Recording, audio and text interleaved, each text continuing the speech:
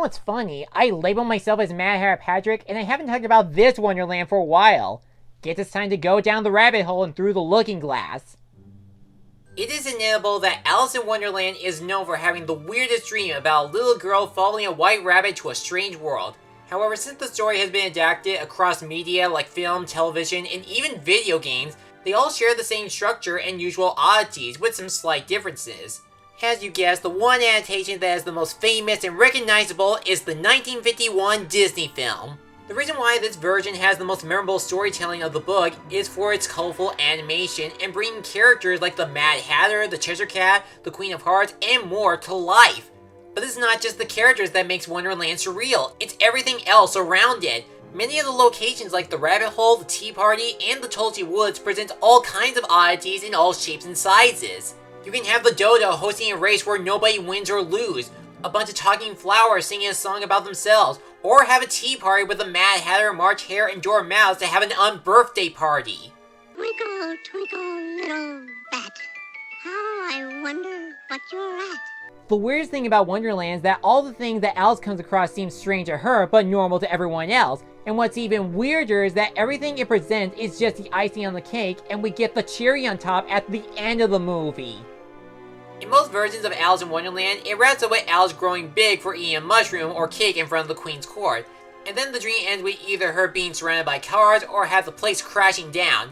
In the Disney adaptation, she did eat the mushroom to become a giant again, but it already wore off, what gives the Queen of Hearts a chance to take her head down, resulting in a crazy chase scene with Alice running from the Queen of Hearts in the cars, and that's when the dream quits and decides to bring back whatever character it wants and send Alice wherever parts of Wonderland. Finishing up with a big reveal from the doorknob that Alice has been asleep the whole time and she needs to wake up to end her adventure.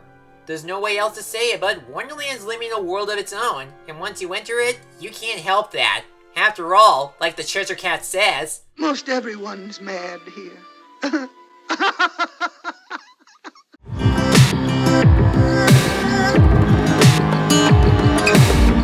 There's an old dog saying, you can't keep a good dog down, but we're going to a place where all bad dogs go when they're gone and can't escape. All Dogs Go to Heaven is one of Don Bluth's enjoyable animated films for its engaging story, nice animation, likable characters, and well-choreographed songs. While the movie does show what heaven's like for a dog that dies, it does explain what will happen if one decides to leave and return to the living by cheating. Before we get to the dream sequence, allow me to summarize the plot of the film. A dog named Charlie gets run over by a car from his former business partner, Carface. Charlie was then transported to heaven, but he says no to death and steals the pocket watch representing his life. He not only came back to life, but he's now immortal thanks to his watch. But there is one consequence on cheating death. They can never come back. And this is where the nightmare begins. One ominous night, Charlie has a dream of the angel reminding him that he can't come back to heaven. If the pocket watch ever stops working, he dies for real, and this time, it won't be good for him. No matter how hard he tries to escape, Charlie is surrounded by molten lava, getting chased by a monstrous dog-like creature, and gets tormented by little menacing demons. I put this scene higher on the list because it ironically felt out of place for a movie that has pretty colors, adorable talking animals, and some whimsical music. Yes, it still has some dark moments outside of the dream scene when Carface is on screen, but that's meant to emphasize that he's the villain. He can push a car down a pier and send his henchmen into a pool of piranhas when he's not happy, but he can't swim in lava and spit fire at a dog on a boat.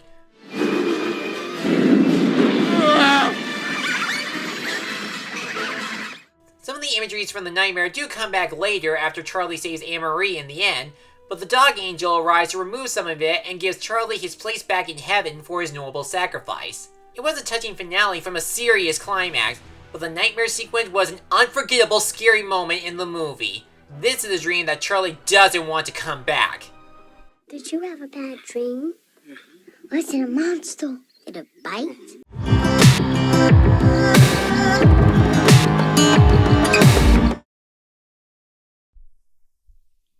Now here's a cartoon dream that's extraordinary, so you better be worried, because this one comes in every shape and size. Winnie the Pooh may be a sweet and innocent series in both the books and in the Disney version, but there are usually some instances where Disney does sneak in some dark imageries inside the silly old bear's adventure. In The Blustery Day short, Pooh Bear was introduced by Tigger in the middle of the night, who was looking for something to eat. He tried some honey, but didn't like it and said it's meant for heffalumps and woozles, and they like to steal some of it. Frightened by Tigger's word, Pooh decides to stand guard until the rain arrives and he starts to feel sleepy. Once the dream begins, we get a bunch of honeypots singing about heffalumps and woozles and start scaring and messing with him, as well as putting on a small parade for themselves.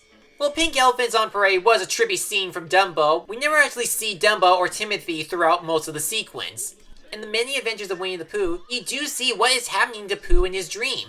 No matter where he turns or what he does, the heffalumps and woozles always take his honey by surprise. One moment he'll find a honeypot, and then suddenly it turns into a heffalump hot air balloon.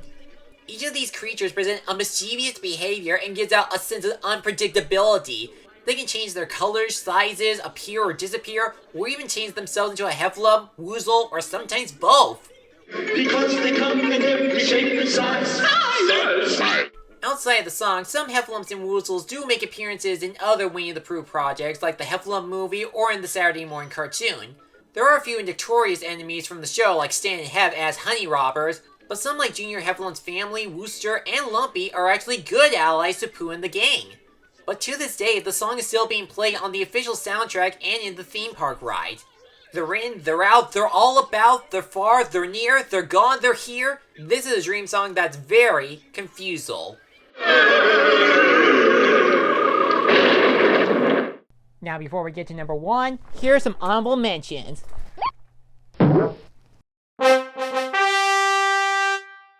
Twice Upon a Time, an underrated gem with cartoony yet unique battles between good dreams and nightmares. The Perfect Dream from Courage the Cowardly Dog, unique art style that comes with a sleep paralysis as a package deal. Sleepy Time from SpongeBob SquarePants, imaginative realms filled with lots of surprises and funny jokes.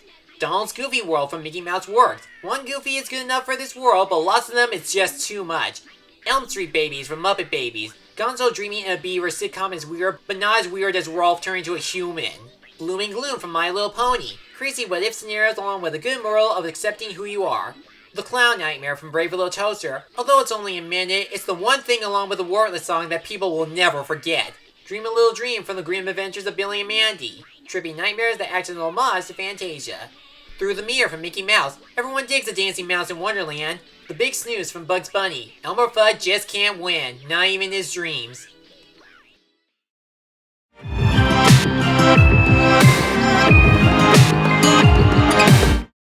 We looked over all the dreams the Toons have imagined. Their creations and weird imageries were all examined. Lots of them were fun, but still made our heads spin, from blockheads to elephants and weasels lurking within. But there is one cartoon dream that gave us such madness delight. It's none other than Gumball in the episode The Night. Finding the biggest and weirdest dream of all time was seriously hard. I checked and narrowed down to all the scenes that were worthy enough to be on this top 10. But out of all the crazy dreams that ever existed in animation, why did Gumball ended up at number 1? It's a compilation of dreams and nightmares from all the characters from the show. While they do present some common dreams like being trapped in small spaces, sunny beaches, and working overtime, however, they managed to twist them around and the after effects that make them the most unpredictable dreams ever thought up. You can have Nicole having a nice relaxing dream, then suddenly you have her husband snoring out a tidal wave while he dreams of being a tasty bun.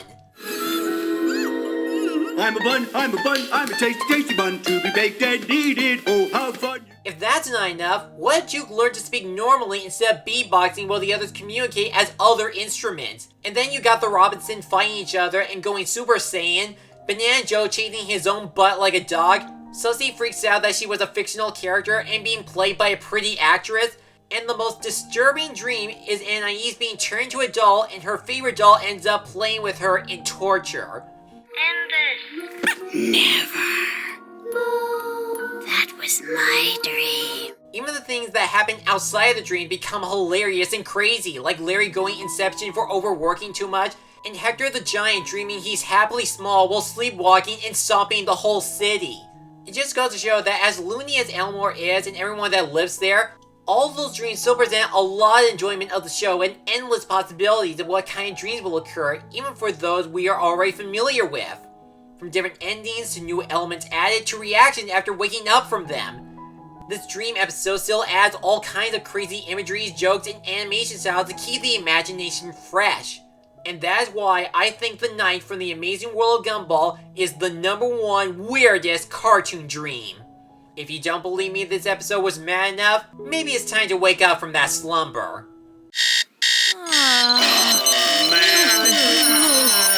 Do you agree with my list? Are there any other crazy cartoon dreams I forgot to mention? Well, feel free to leave in the comments below, and be sure to like, comment, subscribe me for a new review and other project.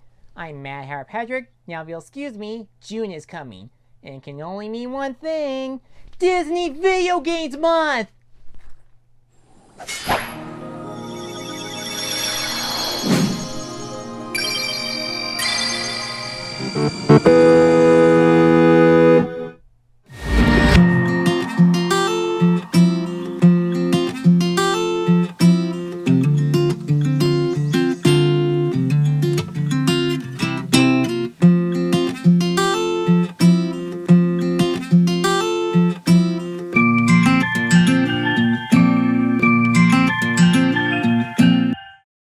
Thanks for watching this video. If you enjoyed this, feel free to like, comment, and subscribe me for a new review and other project every week.